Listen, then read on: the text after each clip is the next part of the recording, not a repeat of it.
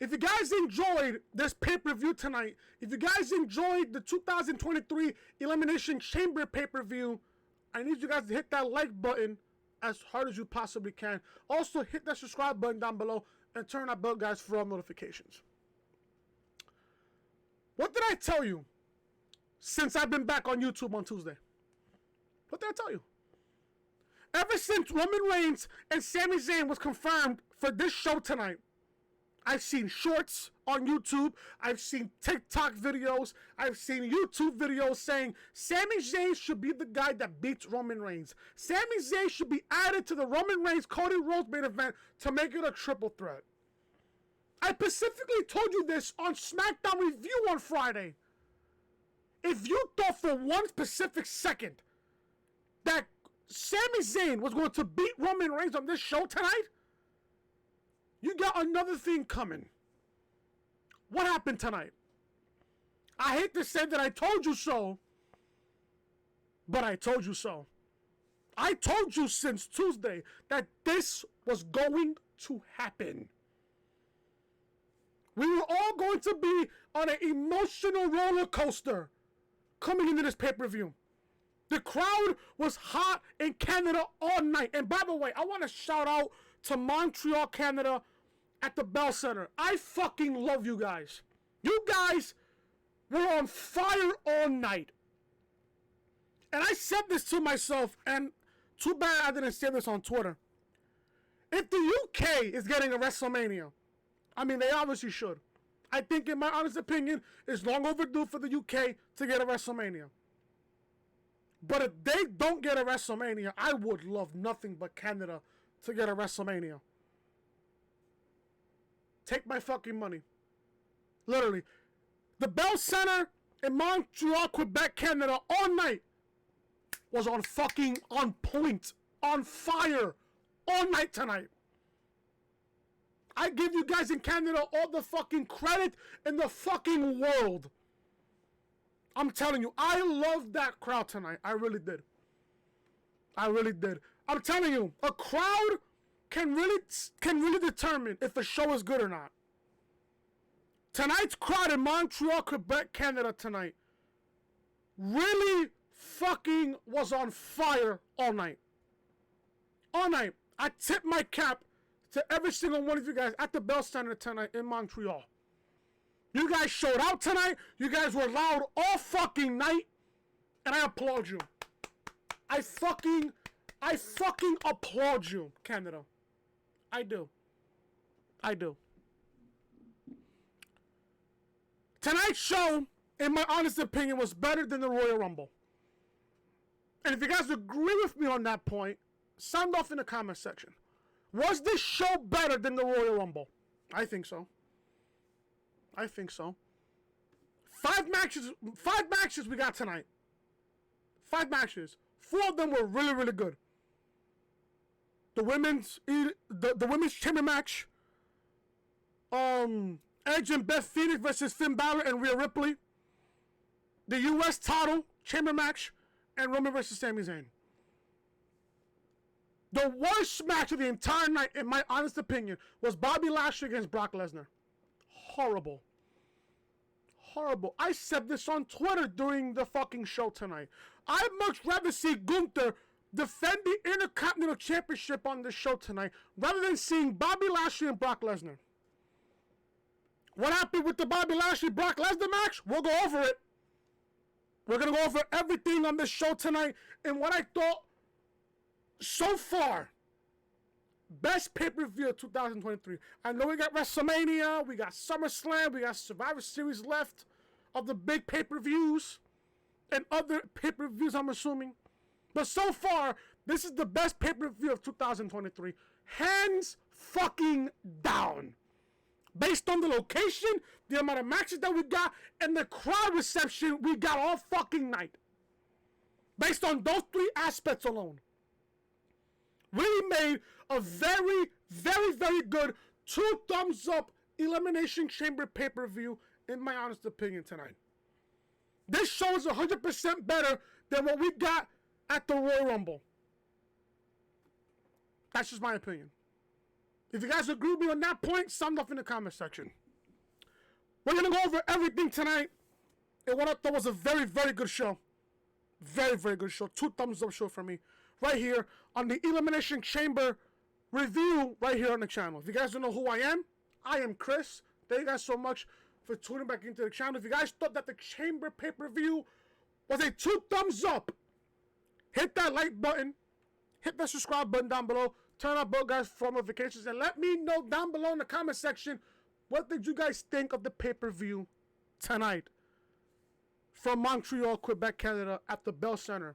SmackDown Live review is live on the channel. So is AEW Dynamite review and Raw review. Links to all those videos will be down below in the description and also in the annotation that you see on the upper right-hand corner that way of your screen. Also, if you guys want to follow me on social media, you guys can do that as well.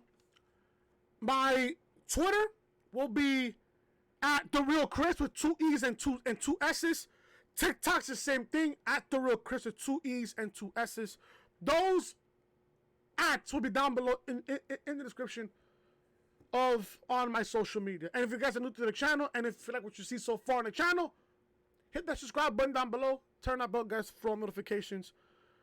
Let's review the 2023 Elimination Chamber pay-per-view from the Bell Center in Montreal, Quebec, Canada. Now,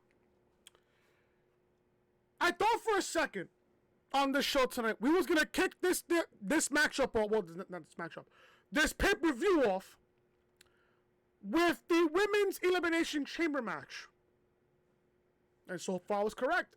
They did. The pay-per-view kicked off with the Women's #1 Contender Elimination Chamber match. Winner gets Bianca Belair at WrestleMania for the Raw Women's Championship. I predicted that Asuka would be the winner of this matchup. So the Women's Chamber opens the show. Asuka's music hits, and she's the first participant to enter their pod. Now, I said that Asuka would kick off the match. She would start the match and literally just dominate the whole fucking matchup. But I said on Twitter, as long as she won the match, that's what I care about.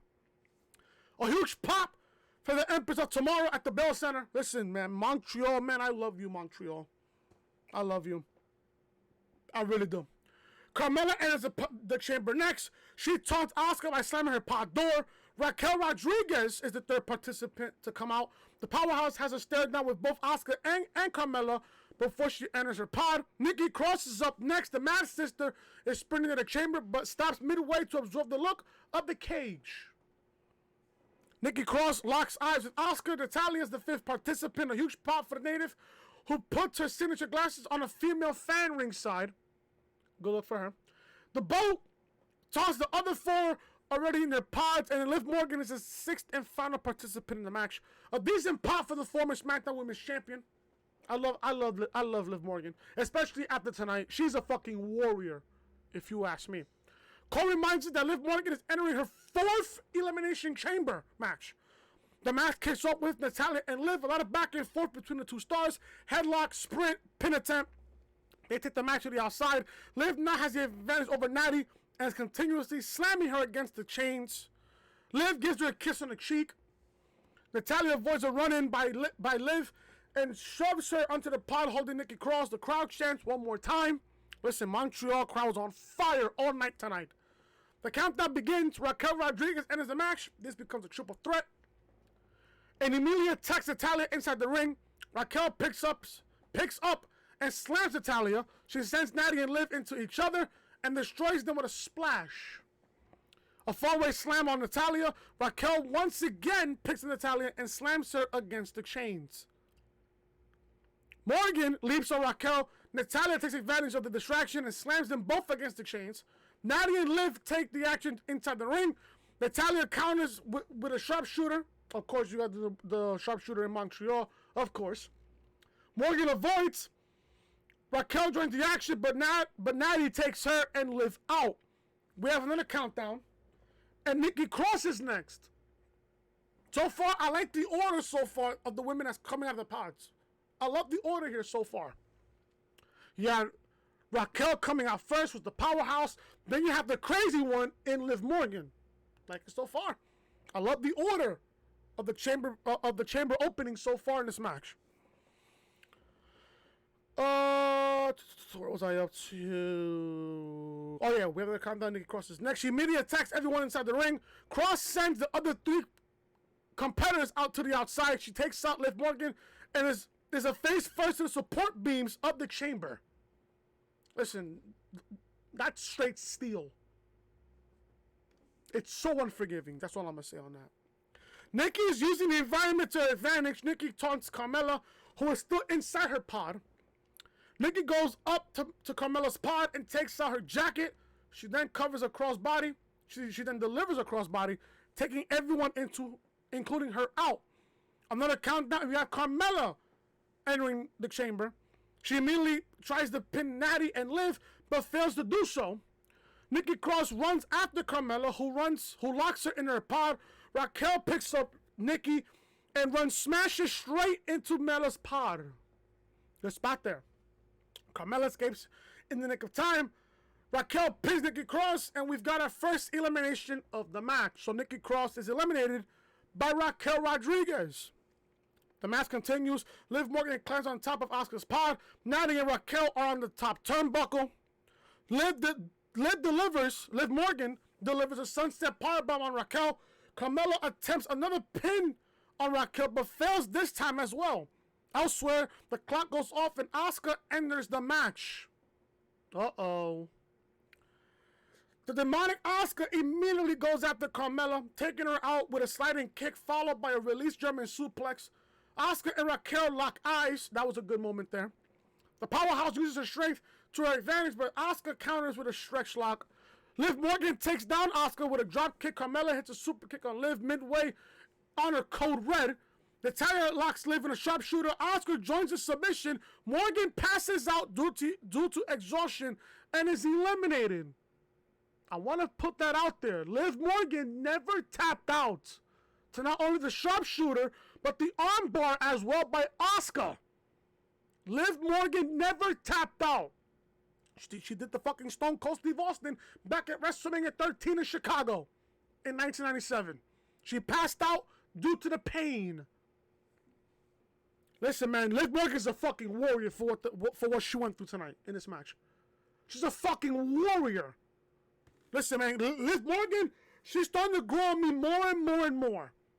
Liv Morgan is really starting to grow on me, folks. She really is. She really is. So Liv Morgan is eliminated. Carmella takes advantage and eliminates Natalya. So we're down to 3. We're down to 3. We got Asuka left, Raquel, and Carmella who's left. A series of super kicks by Asuka takes out Raquel.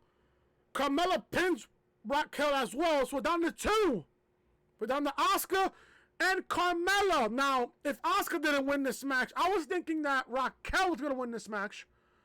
But seeing here that Raquel got eliminated, it was only a matter of time before Asuka won the match. From that point on, when Raquel got eliminated, I thought to myself, yup, Asuka's winning this match. Because there's no way fucking Carmella's beating fucking Asuka. There's no fucking way. So from that point on, I knew it was only a matter of time that Asuka was going to win this match.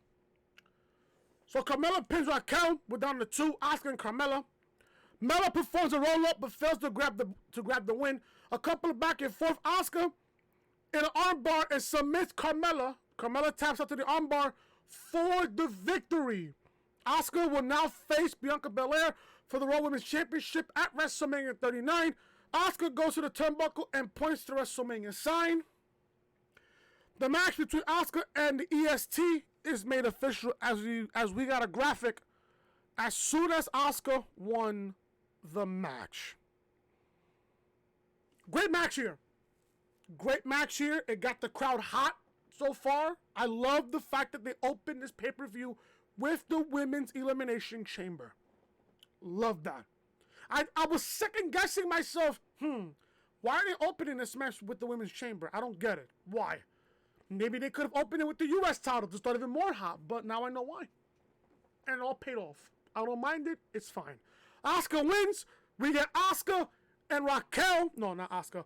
Asuka and Bianca Belair at WrestleMania for the Raw Women's Championship. Like I said back on Monday Night Raw review, Asuka was going to win this match.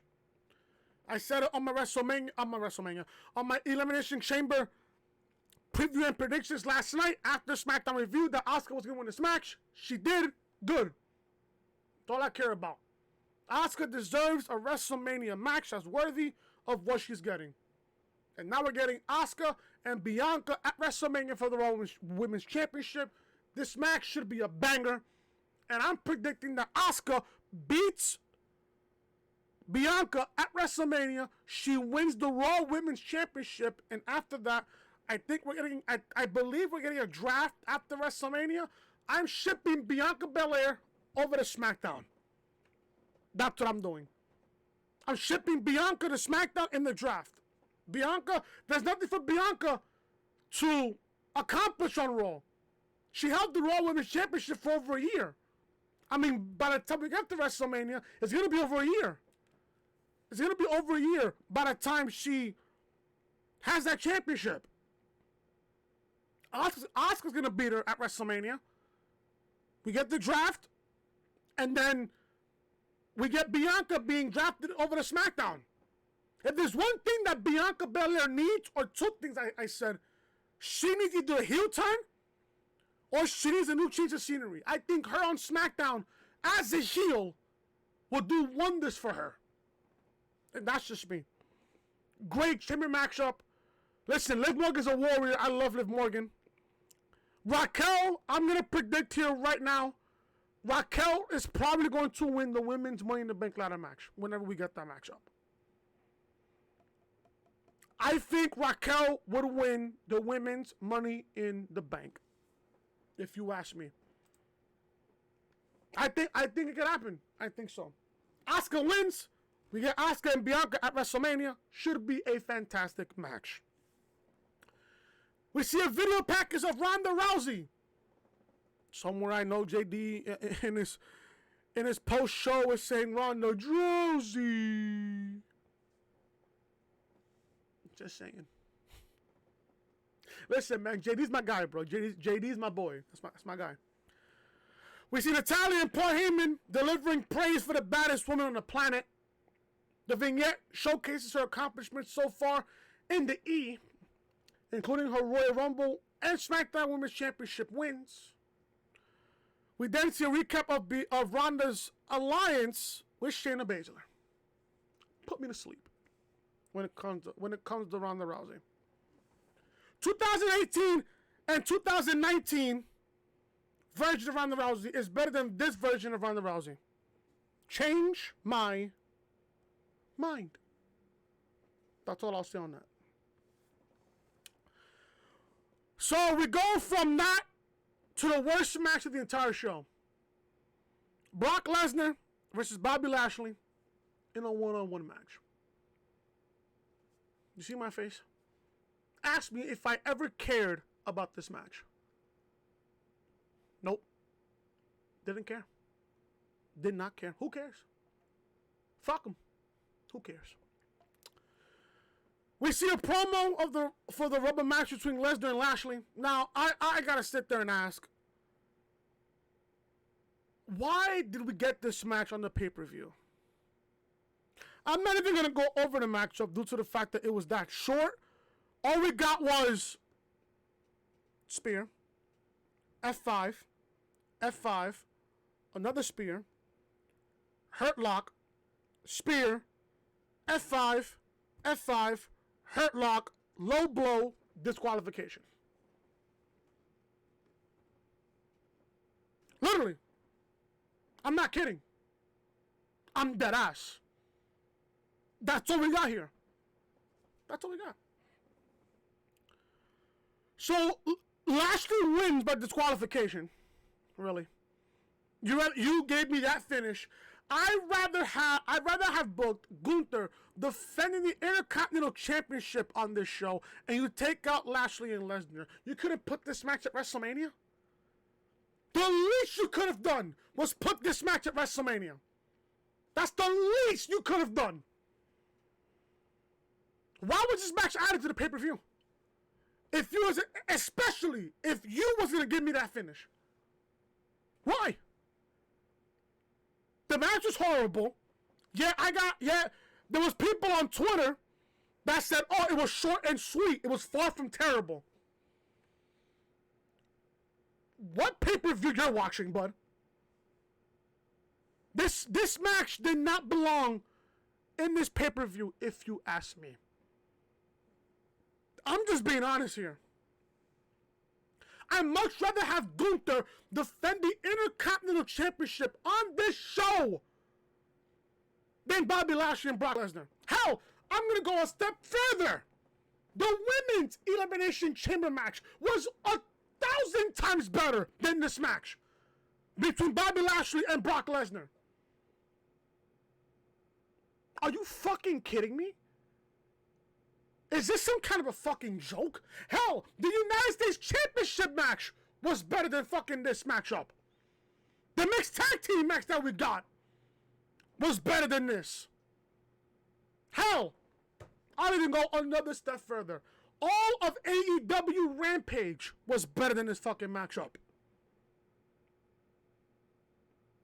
Tell me where I'm lying here. Did this match really deserve to be on the pay-per-view? No. No! Fuck no! Are you stupid?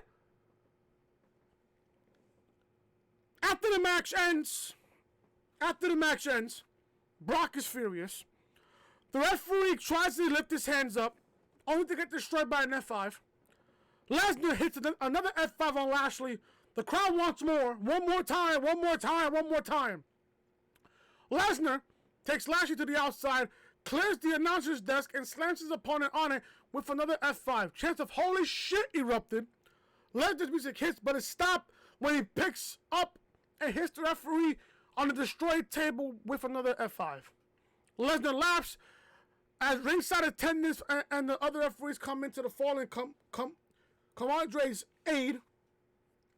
Lashley may have won the battle, but Lesnar won the war in shocking turn of events. The segment ends with Lesnar walking to the back. Again, did this match deserve to be on the pay-per-view? No. No. I don't care for this match. You couldn't wait till at least WrestleMania? Oh, but Brock was contractually obligated to work the fucking pay-per-view. So what? So fucking what? So fucking what? I don't care. I just don't care. I just don't care anymore. Don't care. Don't care. Winner by disqualification, Bobby Lashley. Do you fucking care for this feud? No, I don't either. Moving on. We see the first Joker-inspired promo for WrestleMania 39. I see that we're getting back the movie trailers that we had back at WrestleMania 21 when it was at the Staples Center in Los Angeles. Love that. I really do. With Seth Rollins and Becky Lynch as the stars. Rollins is doing the Joaquin Phoenix Joker dance to the tune of his entrance theme. Becky Lynch grabs him and asks, what was that? They have an exchange and Rollins admits that she's the man. Was Becky Lynch trying to sound like Batman? If that was the case, she did an admirable job, if you ask me. We see a vignette for Cody Rhodes. We see Ariel Helwani and MMA legend George St. Pierre in the crowd. Michael Cole refers to Ariel Helwani as an unbiased journalist, a subtle shot at Tony Khan, if you ask me. For those wondering, Khan had a bit of an exchange with Helwani on Twitter after the SmackDown last night. I seen that. I thought it was funny. I thought it was fucking hilarious. We get the mixed tag team match between Edge and Beth Phoenix versus Finn Bálor and Rhea Ripley. This match was fucking great. This match was awesome. One thing I love, that I know JD is probably smiling about this. He heard Alter Bridge for both teams. Judgment Day, Alter Bridge was singing the other side. And Edge and Beth Phoenix, they're singing Metalingus. Can't go wrong with that. Cannot go wrong with that. And I love how Montreal was just singing to Edge's theme song. Fucking love it. In unison. Love that. I absolutely fucking love it. That was awesome. Very awesome by the Montreal crowd. Third match of the night. Finn Balor and Rhea Ripley make their entrance first. They're accompanied by Dominic Mysterio, who got a ton of fucking hate tonight on this crowd in Montreal.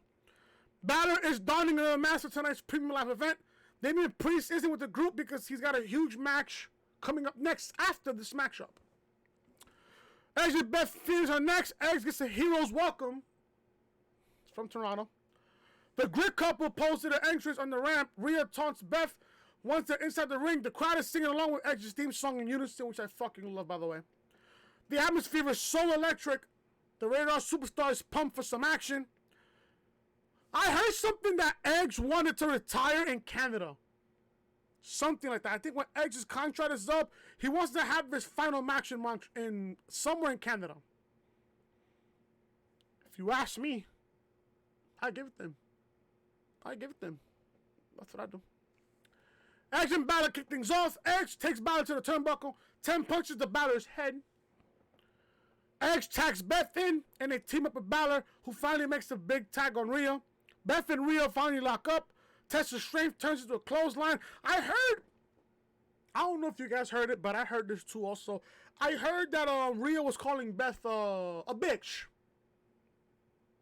Good job by WWE on not censoring that. Good. This is a pay-per-view. If this is a SmackDown or Raw, I get it. But knowing that this is a pay-per-view and you didn't mute that, I love it. Love it. Neither of them are willing to go down. Rhea finally takes down Beth. Dominic climbs the apron to offer his advice to Mommy. The crowd shows their hate for Dom. Kick to Rhea to Beth's gut. Slows things for the Glamazon. Beth takes down Rhea with a clothesline. Dominic tries to interfere. Beth goes after him. Rhea tries to make the save, but gets slammed into the steel steps. Dominic takes down Beth with a slight interference. Edge chases off Dom, who runs to the back. The 17,000 strong crowd with their na na na na na na na na. Hey hey hey, goodbye. Fucking love that chant. The action continues. Dominic shows up again.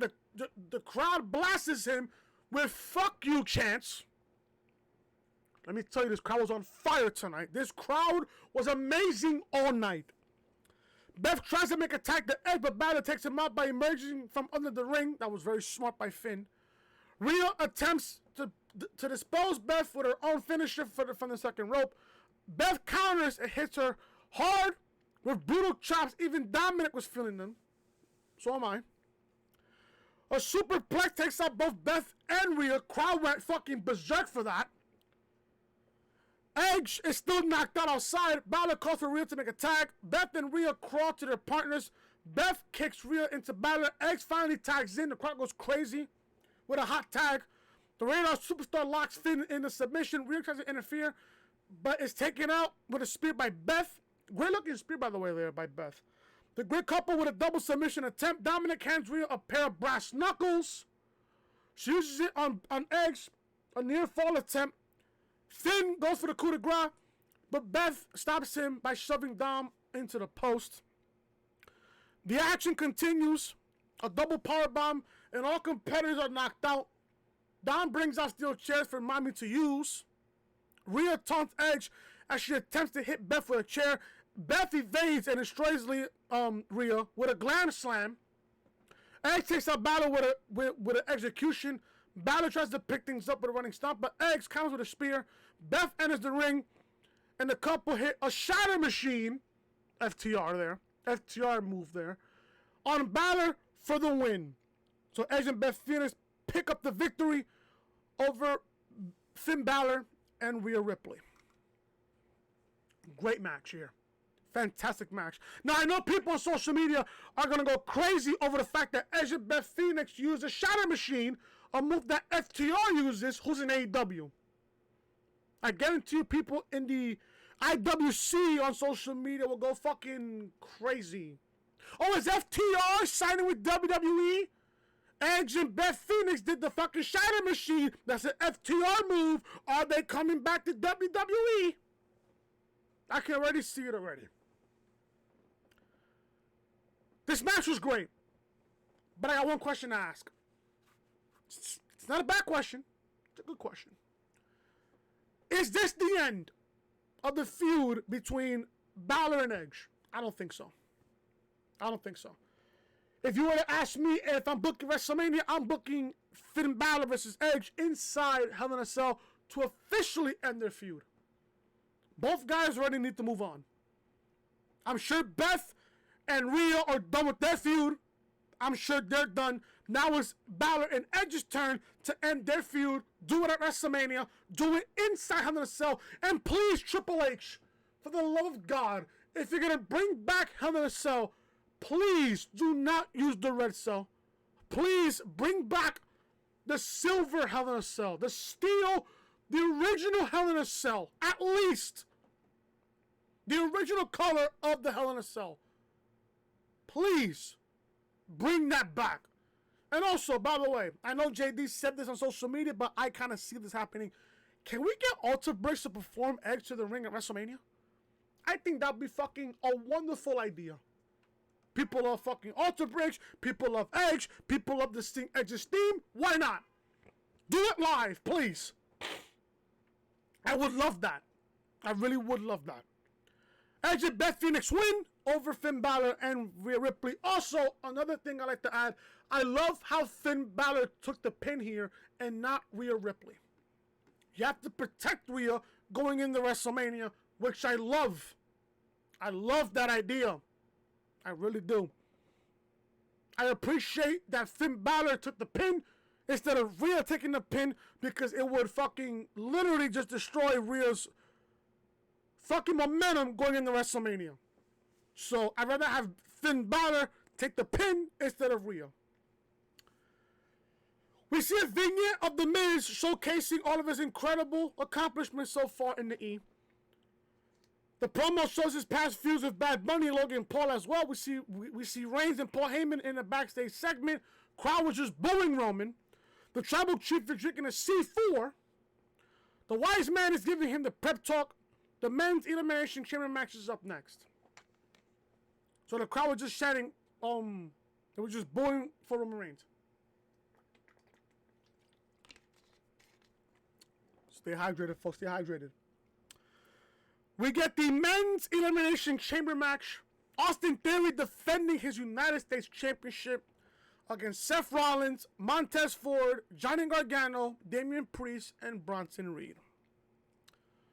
This match was fucking awesome. Very good. Very good matchup. From this point of the show, this was match of the night. In my honest opinion. So far, the men's champion match so far, in my opinion, was the match of the night. Until we got what we got with Roman and Sami, which obviously was the match of the night. So Austin Theory makes his entrance first. The U.S. champion looks fully prepared. Michael Cole notes, this is the first time the United States Championship is being defended inside the chamber. Good. Theory hands over his belt to the referee, who lifts it up for the eyes to see in the Bell Center. Theory enters his pod. Montez Ford is next, and the Montreal crowd is showing some love for Montez Ford.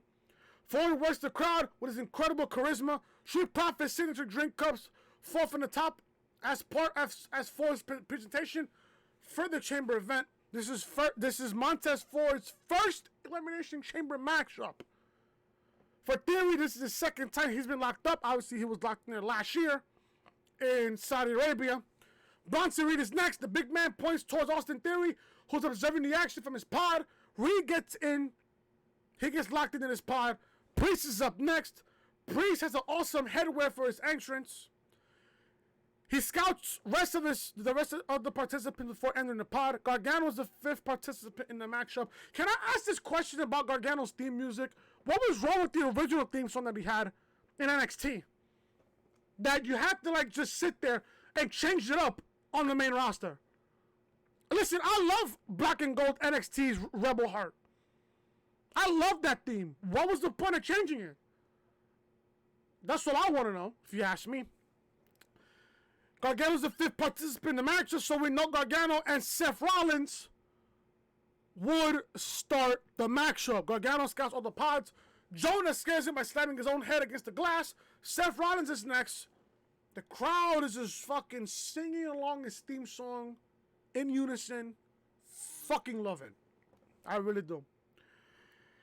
The Drip God makes his entrance to a huge ovation from the crowd. Seth interacts with the fans as he makes his way into the chamber. The crowd is singing his theme song. Fucking love it. The action begins with Rollins and Gargano inside the ring. Michael Cole also noted that this was the first time ever that Gargano and Rollins would face one-on-one.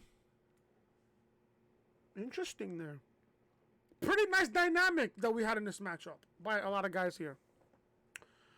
So the action begins with Rollins and Gargano inside the ring. The crowd is super ready for this matchup. The crowd has been on fire all night, if you ask me. Seth points to the crowd who can't stop singing his theme. Rollins and Gargano locks hands. The fast-paced action between the two incredible performers. Gargano attempts a pin. Seth kicks out, another attempt, another near fall. The match goes to the outside. Gargano attempts a second rope spear, but Rollins catches him in a pedigree position reversal. Gargano takes Rollins out with a second rope spear. Time passes and Austin Theory enters the matchup to make it a triple threat. Excuse me. Theory immediately attacks Rollins. He slams Gargano head first into the glass pod.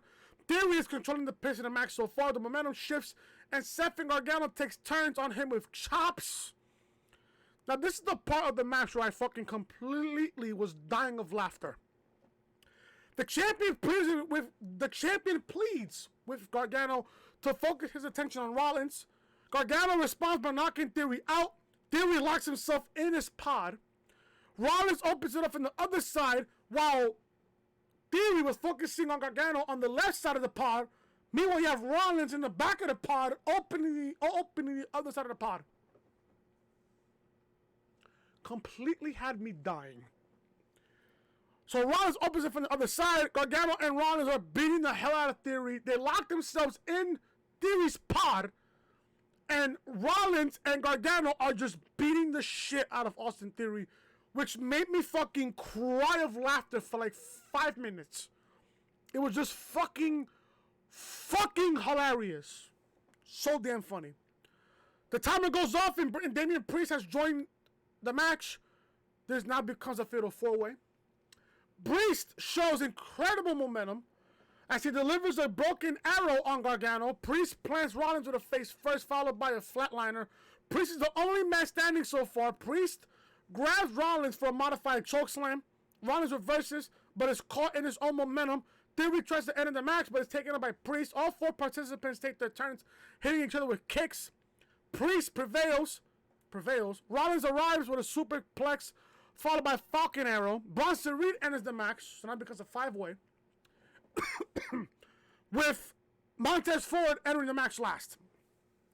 So Reed enters the match, immediately takes out Gargano and Rollins at the same time. Jonah with running splashes on his opponent in the corner. Reed picks up both Gargano and Rollins and plants them with a double stacked Samoan's drop. Impressive spot there by Bronson Reed. Reed, listen, do not sleep on Bronson Reed. Reed focuses his attention on Priest, a couple of hard hits, and Reed plants Priest with a suplex to the chains, a splash on the glass pods, takes out the Judgment Day member completely. A flying shoulder tackle takes out Theory next. Montez Ford arrives and plants Reed with the Enziguri. So Montez Ford is the last guy out. So far, no elimination so far in this point of the matchup. Ford takes out Theory with a couple of kicks as well. Ford attempts a people's elbow, but is stopped by Reed in the nick of time. Theory takes advantage of the distraction and lifts Reed off of his feet. Incredible strength, but to no avail as Reed counters it. Seth hits a move on Reed, and Gargano follows with a reverse Hurricane Rana. Ford attempts a pin, but Reed kicks out. All men are down except for Ford, who climbs to the top of the chamber, literally at the top of the chamber. This is a holy shit moment in this match. A holy shit moment happened in this match. So Ford is climbing on top of the chamber, literally at the very top of the chamber.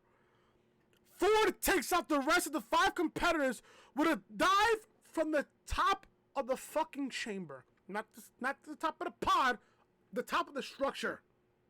But from the inside of it, not the outside of it, the inside of it. The crowd is shouting, holy shit, still no elimination.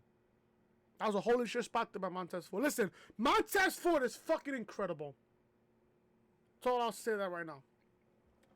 Montez Ford is fucking incredible. Reed gets hit with triple super kicks. One by Ford, one by Gargano, and one by Rollins. Gargano plants him with a rope-assisted DDT, so that's fucking final beat. Ford manages to get the win after a massive frog splash. It's na-na-na-na, na-na-na-na, hey, goodbye for Bronson Reed. Bronson Reed is the first guy eliminated in this matchup. Seth Rollins, in theory, climb up the chamber. Gargano's climbing on top of the other side. It's Gargano and Rollins on top of a pod. The crowd is loud with Rollins' theme song. Rollins and Gargano are fighting on top of the pod. Another holy shit moment happened in this match here. Rollins hits Gargano's head against the glass frame, the bulletproof glass. Rollins attempts a massive powerbomb, but Gargano reverses into a Hurricane Rana onto the other 3 men that was left in the matchup. So both falling onto the punch below, an incredible but extremely risky spot that the 2 managed to pull off. Now, I said this on Twitter. If this wasn't the old chamber, let me tell you.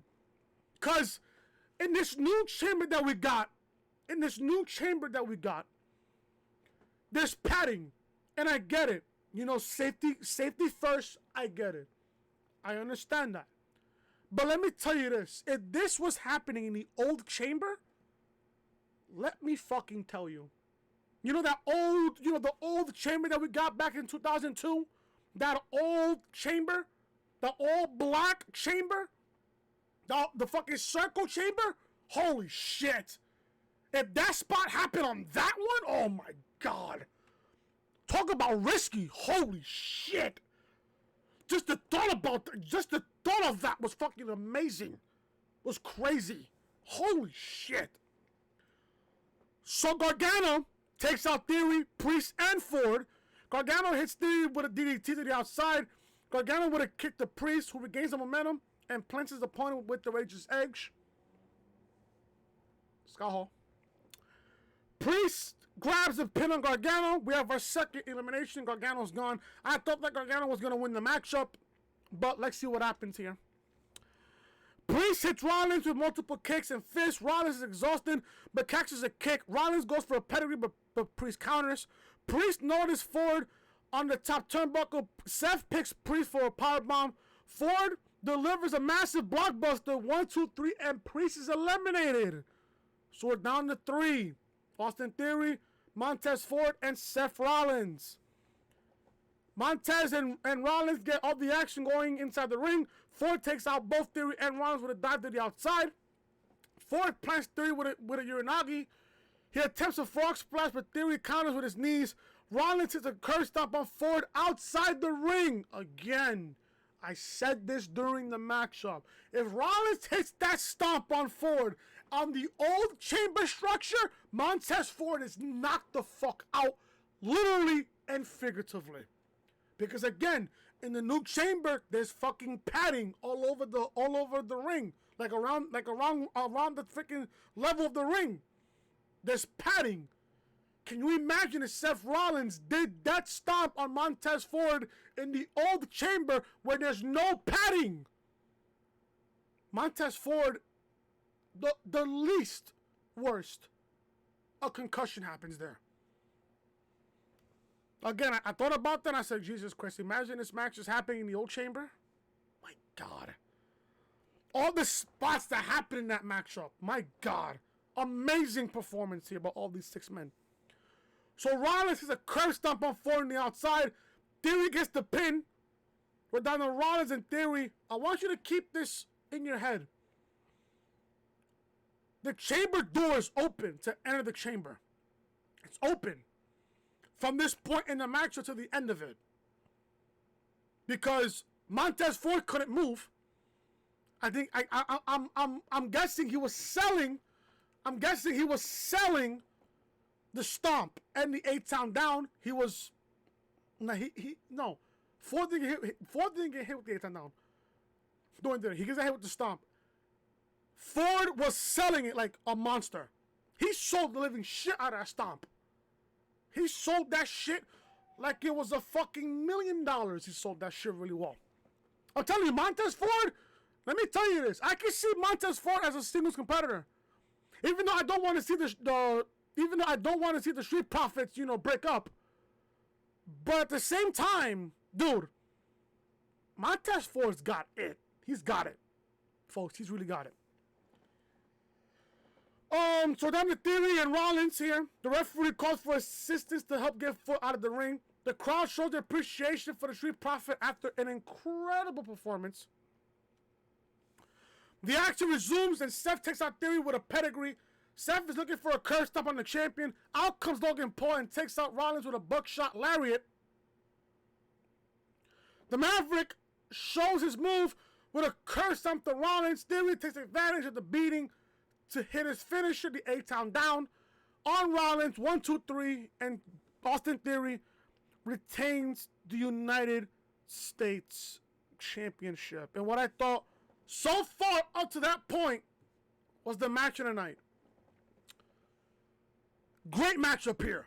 Great match. Fantastic match. Obviously, we're getting Rollins and Logan Paul at WrestleMania, which I don't mind. The match should be a banger. But for Austin Theory's case here, if we are getting John Cena versus Austin Theory, would this be for the U.S. title? One would assume. One would assume. I wouldn't even argue with you if you was to tell me, hey, Chris, I think we're getting Austin Theory versus John Cena at WrestleMania for the U.S. title, and I think Cena's going to put Austin Theory over. I wouldn't even fucking argue with you. As a matter of fact, I would agree with you on that point. Sure. But here's one question, though. What if we don't get John Cena for WrestleMania? Who's Austin Theory going to defend the U.S. title against? My boy Alex on Twitter. If you're watching, bro, shout out to you, bro. He told me and what he thought, and I agreed. If we don't get John Cena at WrestleMania, I could see Gargano and Theory for the U.S. title at WrestleMania. I mean, those two date back to NXT when they was in the way. When Gargano and Candice LeRae was in there with Austin Theory and Indy Hartwell in the way in NXT. There's a story there between Austin Theory and Gargano. That could be a story there. That Gargano was a mentor to Austin Theory, and now he's this successful now on the main roster. I like it. Like I said, if we don't get John Cena and Theory for WrestleMania, if we don't get Austin Theory and John Cena for WrestleMania, I could 100% see Theory and Gargano at WrestleMania. For sure, 100%. For sure. But if we do get Austin Theory and John Cena at WrestleMania, does it really need the U.S. title? I don't think so. I don't think it needs it, if you ask me. But I wouldn't mind if it was on the line. It gets Austin Theory in the card at WrestleMania after what he's been through. Sure. Austin Theory has been great ever since Triple H took over. Ever since Austin Theory lost that Money in the Bank, he's gotten better ever since. And you got to thank Triple H for that. Also, another thing. I love how Michael Cole mentioned how Gargano and Theory was in NXT together and they were in the way. Nice added touch there. Because the average fan wouldn't know that. Because back then, when Vince McMahon was in charge, There was no mention of NXT. Now, ever since Triple H took over, there's been a lot of mentions of NXT since. Good. I love that. Good. So Austin 3 retains. We're 100% getting Rollins and Logan Paul at WrestleMania. It's just only a matter of time. So, I can see Monday how Rollins is pissed. He could have won the U.S. title if it wasn't for Logan Paul. Boom. We get the match to WrestleMania. The match should be a banger. Sure. I wouldn't mind it. It gets Seth Rollins on the card. But I'm having Seth Rollins beat Logan Paul at WrestleMania. Should be good though, don't get me wrong. Should be good. Because we're seeing Logan Paul in the ring. That match against Reigns, an incredible performance by Logan Paul. Rollins against Paul WrestleMania, take my money. Sure, give me that. I would love that. We see a video package of Bianca Belair with her accomplishments from her previous and current days. We also see the promo for SAMI ZAYN versus Roman Reigns for the Undisputed WWE Universal Championship. It's finally time for the main event of the Elimination Chamber. SAMI ZAYN going against the Tribal Chief, the head of the table, the Undisputed WWE Universal Champion, Roman Reigns. This was the match that you, and everybody else was waiting for ever since the Royal Rumble. It's amazing. And I'm going to say this now before I cover the matchup here. It is amazing how far we've come.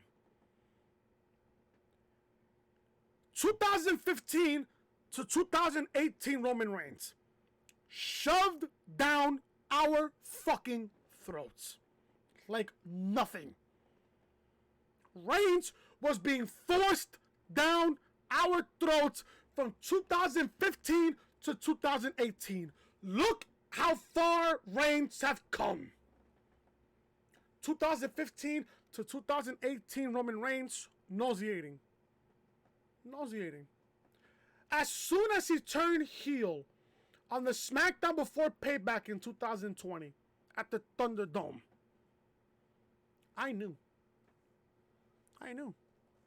This was the turn that Roman needed. And out of everybody else you could have paired up Roman Reigns with, you gave Reigns one of the greatest wrestling minds in wrestling history in Paul Heyman. From that point on, towards that end of that SmackDown in 2020, where Reigns was sitting on that couch and Paul Heyman was right behind him, I knew. I said, yup, this is exactly what the fuck Roman Reigns needed. Not only Reigns needed a heel turn, but people like me, people like JD, people like Salamaster, and everybody else who in the community that said that Roman Reigns needed a heel turn. And the fans are saying, no, Reigns doesn't need a heel turn. Look at Roman Reigns now, in fucking God mode, from 2020 to now. Look how far Reigns has come. Again, 2015 to 2018, Reigns was shoved down our fucking throats. 2020 to 2023, this is the greatest version of Roman Reigns we've ever fucking got. And people don't appreciate that. People like me, people like everybody else in the community who said that Reigns needed a heel turn. Look at us now. We were right this whole entire time about Roman Reigns.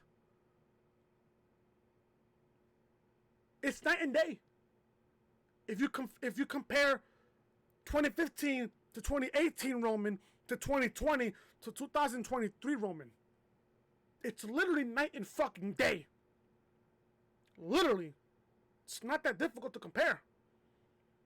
2015 to 18 Reigns, we hated. 2020 Roman to 2023 Roman, we love. We appreciate. We acknowledge him.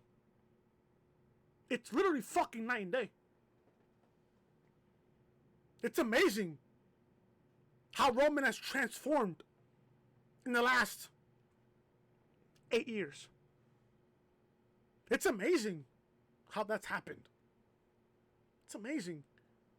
It's an amazing feeling to see how great Reigns has gotten. His promo work got better. His in-ring work got better. The way Roman sells is top notch. Top fucking notch. It's amazing to see. It's amazing to see, folks, how Roman has grown on us. And let me tell you this now. This is my prediction. Again, this could happen. This might not happen. Roman can possibly win at WrestleMania. If I'm booking this, Cody's beating Roman. Cody Rhodes is beating Roman Reigns at WrestleMania. Literally, he is. That's if I'm booking this. But again, we don't know what part WWE is swinging here. Because if you really think about it, Reigns is possibly going towards 1,000 days as Universal Champion. We'll talk more about that after this match. The Tribal Chief makes his entrance first. They really want you to really boo Roman out of the Bell Center in Montreal. Roman is accompanied by Paul Heyman, no Solo Sikoa, no Usos. The crowd is responding to a chorus of boos because Montreal is Sami's country. And they want their hero to dethrone the main man. Michael Cole notes Roman Reigns has been champion for the past 900 days. And hasn't been pinned since December 2019. That was back at TLC when Baron Corbin beat Roman Reigns. I remember covering that show on the channel. Cole notes Sami just might be the guy to take out the top dog. I saw a sign. I saw a sign on SmackDown last night, and I saw a sign tonight. If Sami loses, we riot. If Roman wins, we riot. This was fucking giving me 2011 Money in the Bank, Chicago, Illinois, All-State Arena, CM Punk, John Cena, WWE Championship vibes. I kid you not. This crowd in Montreal really wanted Sami Zayn to be the guy that beats Roman Reigns on this fateful night. And I said this. I said it on Tuesday when I covered Raw. I said it on SmackDown on Friday when I covered SmackDown. WWE was going to make you believe on this fateful night. They was going to make you believe that Sami Zayn can beat Roman Reigns for the undisputed WWE Universal Championship. They made me a believer. They made you a believer. Sami Zayn is next. The former Sammy Uso has once again brought worlds apart. The theme that everybody loved back in NXT for his big match against the Tribal Chief. The crowd is super pumped for their hometown hero. Sami is not rushing to the ring. He's just soaking in the feeling of wrestling in front of thousands of fellow Canadians. Sami walks up to the ringside and gives a giant hug to his beautiful wife, Khadijah. The atmosphere is super awesome. This felt like WrestleMania vibes in the Bell Center in Montreal. Samantha Irving, who I love so much, my favorite ring announcer so far, with the introductions. Sami gets a hero's reaction. Roman is getting nuclear heat, like Call of Duty Modern Warfare 2 nuke vibes, but isn't bothered in the least. The crowd bombards with him, "Fuck you, Roman" chants. Again, this gave me night after WrestleMania 33 in Orlando, Florida, 2017 vibes. You remember that Raw when Roman came out after he beat The Undertaker, quote unquote, retired The Undertaker? came out to the ring, wanted to speak on his microphone. The crowd wouldn't let him. Remember that night? That's what this is giving me all night. Michael Cole with a bit of trivia on Sami Zayn. Cole says, is it possible for Sami to take down Reigns? I love how when Sami Zayn made his entrance, I loved how Michael Cole and Corey Graves did not speak a fucking word. Emotion was just running through the veins of everybody else. Love that. The bell rings. Roman Reigns is looking to put Sami in his place. They lock eyes. No physical contest so far. The crowd are once again on their feet for the match. No contact between the two opponents just yet. It appears that the crowd chants are finally starting to bother Roman Reigns. He looks unhappy. People would sit there and say, "Oh, that Sami is the favorite because it's his home country." I wouldn't blame you if you said that at all. I wouldn't blame you at all if you said that. Roman is telling himself not to worry about the pro-Sami crowd. The fans aren't leaving him alone in his thoughts. Fuck you, Roman chants once again erupt throughout the arena. The action hasn't started yet. Sami is taunting Roman. The two finally lock up. Test of strength and Roman puts Sami in a headlock. Shoulder tackle and Sami goes down. Boos because the crowd isn't impressed. They lock hands again. This time Sami has the advantage. A headlock and Reigns with a high elbow putting down the challenger. Reigns was the crowd, but was once again met with a fuck you Roman chance. Another side headlock sprint and Sami sends Roman to the outside. The crowd pops huge for the spot. The two re-enter the ring. Sami with a couple of fists on Roman on the turnbuckle. Reigns takes down. He's been taken down with an elbow. First pinfall of the match. Sami has the momentum now. Reigns reverses into a huge uppercut. Reigns can deliver a crazy uppercut. A drive by to Sami on the outside. Roman is working the crowd. The fans in attendance trying to will onto the hero. Roman insults the crowd. Sami regains momentum, but once again knocked down with an uppercut by Roman Reigns. Roman trash talks Sami's wife. Love that. I love the interaction between those two. Roman said he wanted them to be a part of his family. He wanted to provide for them. Roman shoved Sami into ringside so his family could watch him humiliate the former honorary Uso. Roman with another trash talk and the crowd has slowed down their chants. Sami gets back to his feet, takes down Roman with a clothesline. Couple of back and forth action followed by another clothesline. Sami knocks Reigns to the outside. It's time. It's Sami who's beating Roman in front of the hometown hero's family. The crowd comes back to life with their beloved fellow Canadian. Roman regains his senses and the two go to the second rope. Excuse me. Sami plants Roman with a sunset flip, a near fall.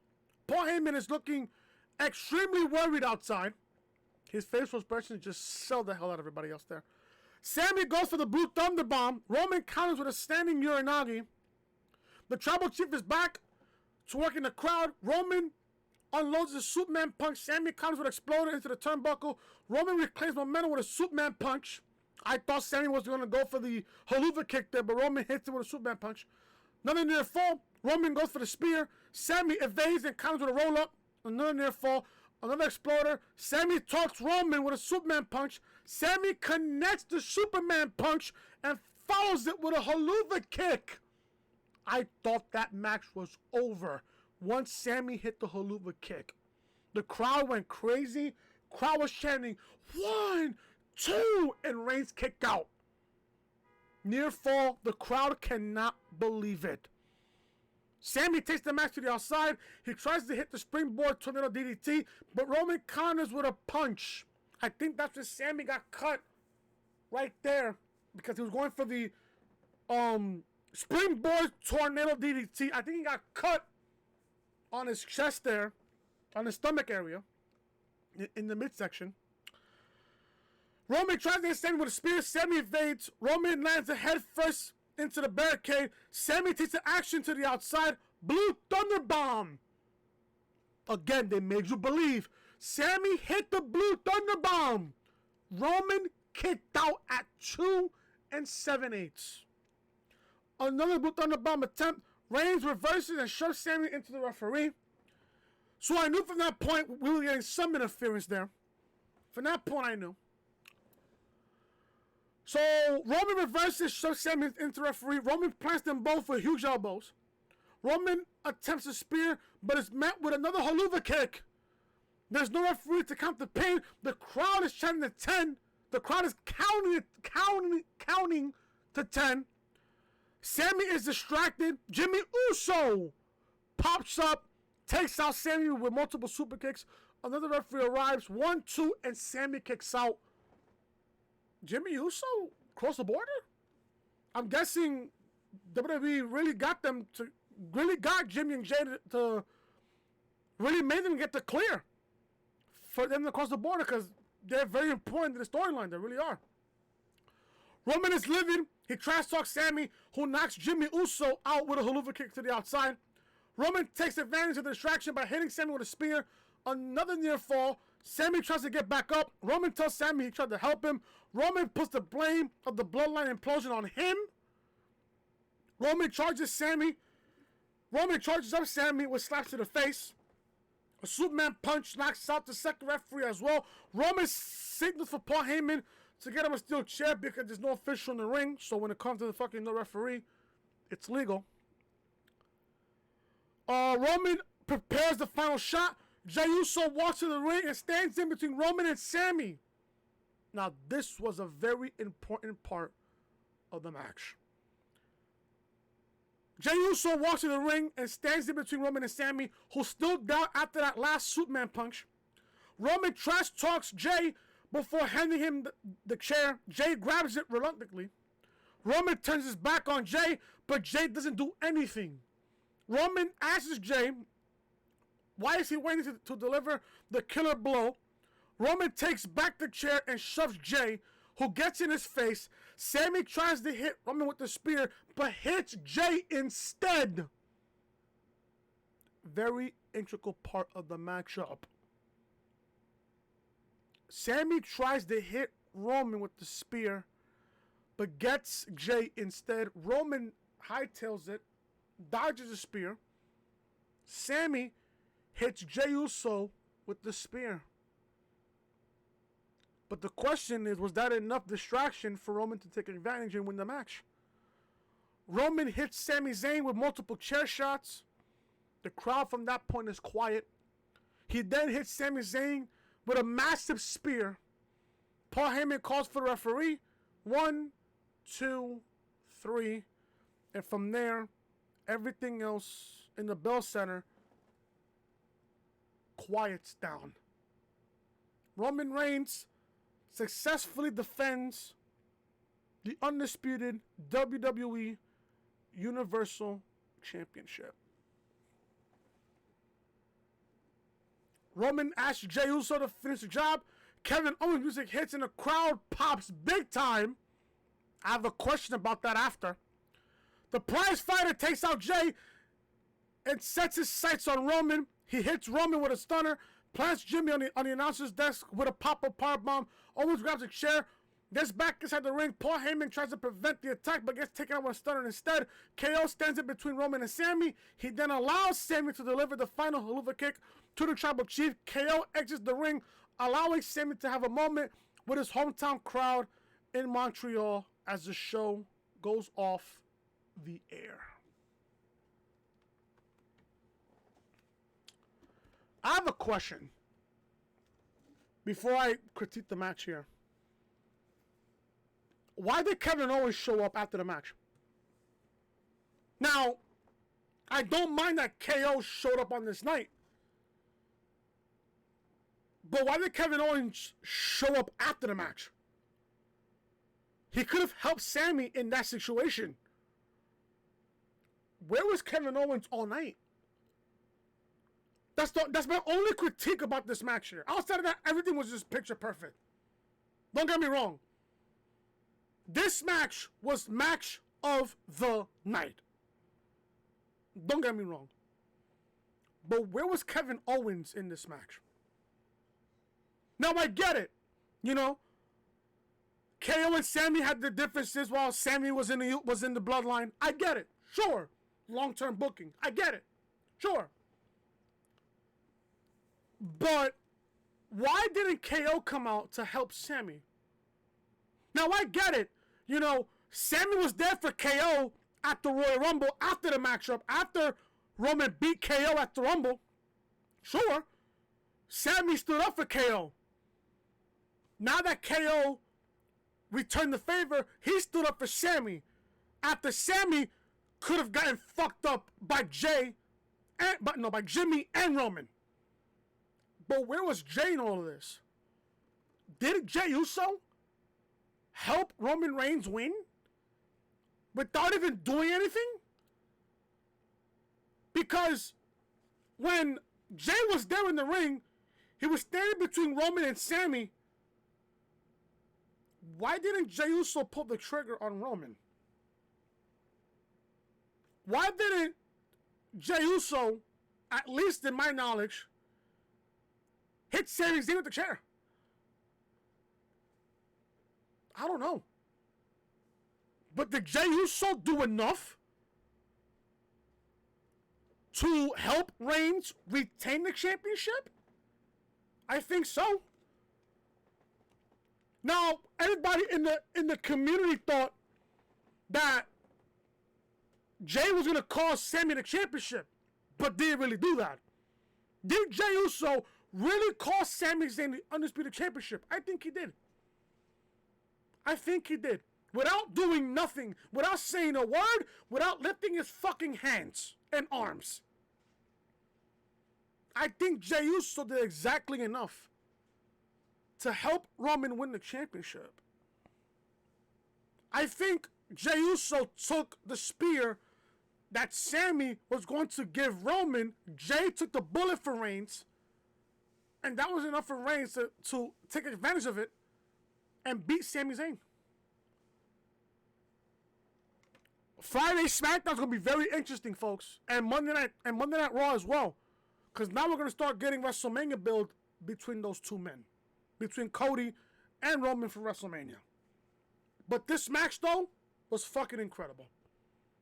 Fucking incredible. This match had a Match of the Year candidate written all over it. This match was that good. And like I said, WWE made you believe. They made you believe, folks, that Sami was going to beat Roman on this night. They did. They made you believe. They had you for a second or two. They had you in 2 or 3 different spots. With the Haluva kick and the Blue Thunder Bomb. They had you at the edge of your seat. That Sami was going to beat Roman. But I told you it wasn't going to happen. So for all those people on TikTok and on YouTube Shorts and on their YouTube videos saying, oh, I think Sami will beat Roman. We told you so. We gave you the warning that Sami was not going to beat Roman. And I said this on Friday. Did Sami Zayn get hot at the wrong time? Tonight, answer that question. He didn't. He got hot at the right time. He got hot at the right time. Roman Reigns made Sami Zayn look like $1 million on this show tonight. Gotta give credit to Reigns here. He made Zayn look like a main event superstar tonight on this night, on this show. Outside of Bobby Lashley and Brock Lesnar, this was a great show. It felt like an NXT TakeOver type show tonight. And I hope you guys enjoyed the review right here on the channel. That is it, guys, for the Elimination Chamber pay-per-view review. If you guys enjoyed the review, hit that like button. If you enjoyed the pay-per-view tonight, also hit that like button. Leave a comment down below. Your thoughts of the fucking Chamber show. Thoughts of Roman and Sami. Thoughts on the women's chamber. Thoughts on Lashley and Lesnar. Thoughts on the mixed tag team match. And thoughts on the U.S. title match as well. And also, if you guys are new to the channel, hit that subscribe button down below. Turn on bell, guys, for all notifications. Make sure you guys are following me on social media. Twitter @TheRealChris. TikTok @TheRealChris.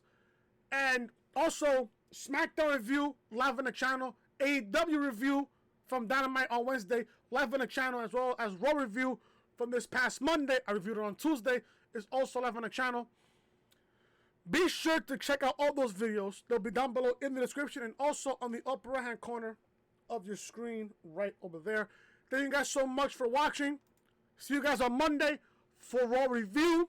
Should be a very important Monday Night Raw as we're building towards WrestleMania. We are 41 days away until WrestleMania.